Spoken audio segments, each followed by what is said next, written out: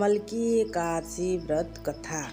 बोलिए विष्णु भगवान की जय, एकादशी माता की जय। होलिका दहन के 4 दिन पूर्व फाल्गुन मास के शुक्ल पक्ष की इस एकादशी का नाम अमल की एकादशी है। इन दिनों आंवले के वृक्ष में भगवान का निवास रहता है, इसलिए आंवले के वृक्ष के नीचे बैठकर भगवान की पूजा करने और आंवले खाने तथा दान करने का विशिष्ट महत्व है। ब्रह्मर्षि वशिष्ठ जी और महाराज मांधाता के मध्य संवाद रूप में है इस एकादशी की कथा।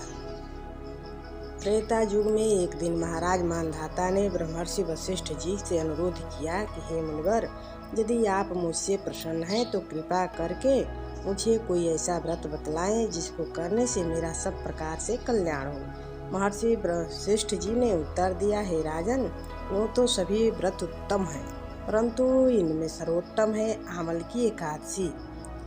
फाल्गुन मास के शुक्ल पक्ष की से आमल की एकादशी का व्रत करने से सभी पाप नष्ट हो जाते हैं। इस व्रत को करने से 1000 गायों के दान करने के बराबर पुण्य प्राप्त होता है। इस बारे में एक कथा मैं आपको सुनाता हूँ, ध्यान पूर्वक सुनिए। वैदिक नामक एक नगर में ब्राह्मण, क्षत्रिय, वैश्य और शूद्र वर्णों के परिवार आनंद पूर्वक रहा करते थे। वहाँ पर सदैव वेद ध्वनि गूंजा करती थी। पापी, दुराचारी तथा नास्तिक कोई नहीं था। उस नगर में चैत्ररथ नाम का चंद्रवंशी राजा राज्य करता था। सभी नगरवासी भगवान विष्णु के परम भक्त थे और सभी नियम पूर्वक एकादशियों का व्रत किया करते थे। प्रत्येक वर्ष के समान फाल्गुन मास के शुक्ल पक्ष की अमल की एकादशी आई। उस दिन राजा, प्रजा तथा बाल वृद्ध सबने हर्ष पूर्वक व्रत किया।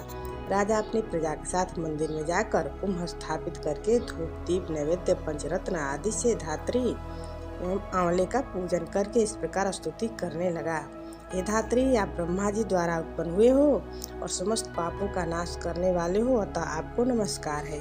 अब आप मेरा अर्घ्य स्वीकार करें। आप रामचंद्र जी द्वारा सम्मानित हो। मैं आपसे प्रार्थना करता हूँ कि आप मेरे समस्त पापों को समूल नष्ट करें। मंदिर में सबने रात्रि को जागरण किया। रात के समय वहाँ एक बहेलिया आया जो अत्यंत पापी और दुराचारी था। वह अपने कुटुंब का पालन जीव हिंसा करके किया करता था। उस दिन उसे कोई शिकार नहीं मिला था, अतः निराहार रहना पड़ा। भूख तथा प्यास से अत्यंत व्याकुल वह बहेलिया मंदिर के एक कोने में बैठ गया और विष्णु भगवान तथा एकादशी महात्म्य की कथा सुनने लगा। इस प्रकार अन्य मनुष्यों की भांति उसने भी सारी रात जागरण में बिता दी। प्रातः काल घर आकर उसने भोजन किया। कुछ समय बाद उस बहेलिये की मृत्यु हो गई। अमल की एकादशी का व्रत व जागरण करने के कारण अगले जन्म में उस बहेलिये ने राजा विदुरथ के घर जन्म लिया। उसका नाम वसुरथ रखा गया। युवा होने पर वह चतुरंगड़ी सेना तथा धन धान्य से युक्त होकर 10,000 ग्रामों का पालन करने लगा।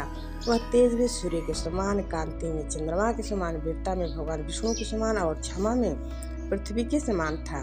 वह अत्यंत धार्मिक, सत्यवादी, कर्मवीर एवं विष्णु भक्त राजा बना। प्रजा का समान भाव से पालन, यज्ञ करना तथा दान देना उसका नित्य का कर्तव्य था। एक दिन राजा वसुरथ शिकार खेलने के लिए वन गया। दैव योग से वह मार्ग भूल गया और रात्रि हो जाने पर उसी वन में एक वृक्ष के नीचे सो गया।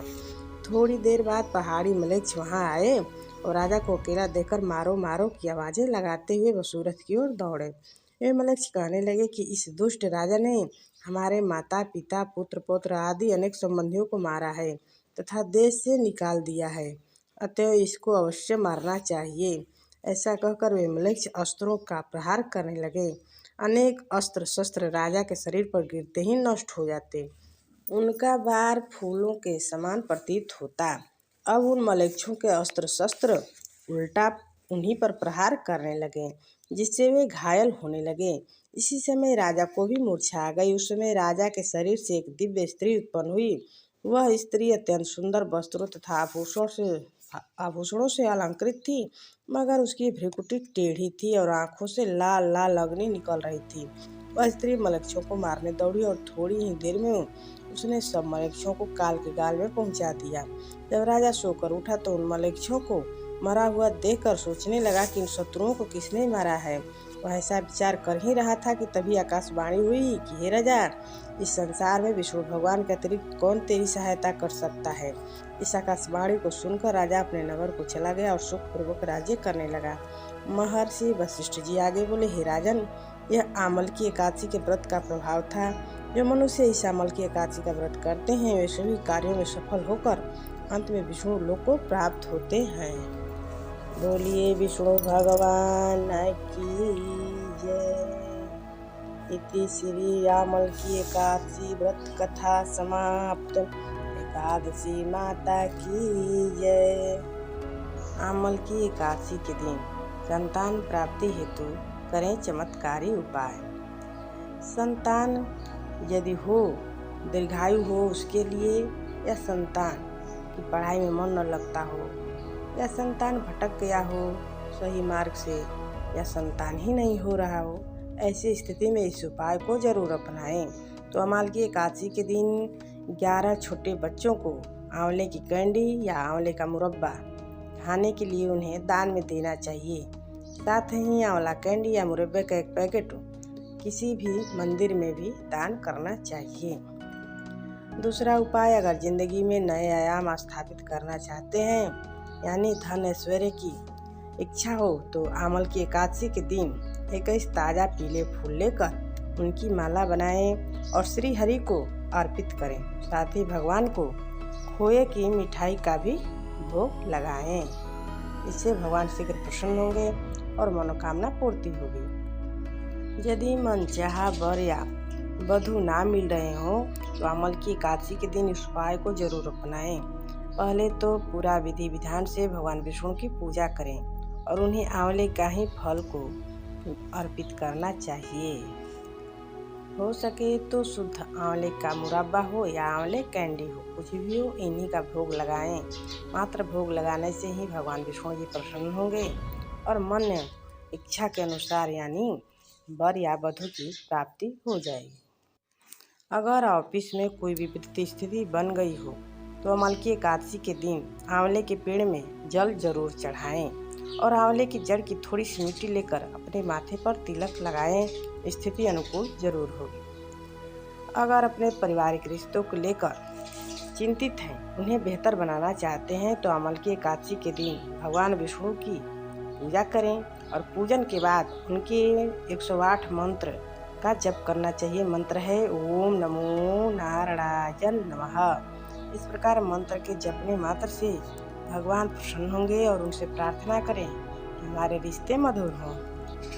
यदि स्वास्थ्य को लेकर चिंतित हैं तो अमल की एकादशी के दिन आंवले के पेड़ को नमस्कार जरूर करें और उस दिन आंवले के फल का या आंवले कैंडी का सेवन जरूर करें। अगर अपने जीवन साथी की कोई भी इच्छा पूरी करना चाहते हैं तो अमल की एकादशी के दिन आंवले के पेड़ के तने पर 7 बार सूत का धागा लपेटना चाहिए और साथ ही पेड़ के पास पूजन करके घी का दीपक जलाना चाहिए। इससे इच्छा पूरी जरूर होगी। अगर बच्चों को शिक्षा के क्षेत्र में सफलता नहीं मिलता है उनके मनोअनुकूल, तो अमल की एकादशी के दिन दूध में केसर और चीनी डालकर भगवान विष्णु को भोग लगाना चाहिए और साथ ही भगवान का आशीर्वाद लेकर एक विद्या यंत्र भी हो सके तो घर पे बनाएं या किसी विद्वान से बनाकर उन्हें धारण भी जरूर करना चाहिए। इस दिन बिजनेस में सफलता है तो अमल की एकादशी के दिन आंवले का वृक्ष लगाना जरूर चाहिए और पूरे 1 महीने तक इसकी देखभाल भी करना चाहिए। इससे बिजनेस में ग्रोथ होने लगेगा। अगर जॉब में कोई चेंजेज यानी ट्रांसफ़र चाहते हो या अपने अनुकूल अनुसार ही जॉब चाहते हो तो अमल की एकादशी के दिन दामोदर मंत्र का 108 बार जप करना चाहिए। मंत्र है ओम दामोदराय नमः। अगर शत्रुओं पर विजय पाना चाहते हैं तो अमल की एकादशी के दिन किसी ब्राह्मण को पीले रंग के वस्त्र भेंट करें और पैर छूकर उनका आशीर्वाद लें।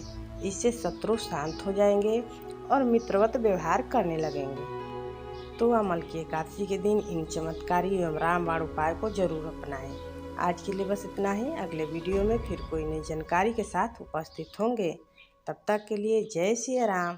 धन्यवाद। प्लीज़ लाइक शेयर सब्सक्राइब ज़रूर करें।